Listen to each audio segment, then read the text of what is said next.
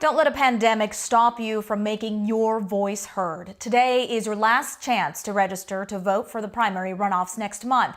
The new Harris County clerk has very specific steps to make elections more efficient and, of course, safer.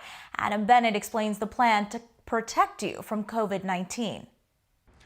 This multi-service center is one of 57 early voting sites for next month's runoff. That's actually 5 more than in March. And besides spacing out voting machines and using floor markers to socially distance voters, they'll also have plexiglass and hand sanitizer. Plus, the county will be providing masks and hand protection.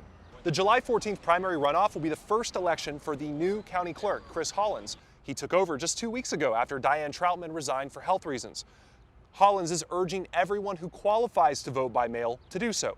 He says the county has already sent out nearly 400,000 vote-by-mail applications to seniors across Harris County. A legal battle to expand that right to everyone because of the pandemic is still tied up in court. The lack of immunity to COVID-19 cannot be the only factor that you're thinking about, and so a perfectly healthy person would not be eligible. However, it's up to the voter, him or herself, to decide if their health circumstances would create a likelihood of them being injured.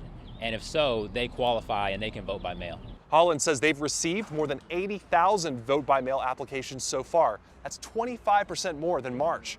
Now they're planning to expand infrastructure for an even bigger jump in November. Money from the Federal CARES Act plus state grants are paying for these improvements, and Hollins says he's comfortable with the staffing that the parties have provided for these 107 voting centers on Election Day. In-person early voting will start on June the 29th, and the last day to register for a mail-in application is July the 2nd. Back to you.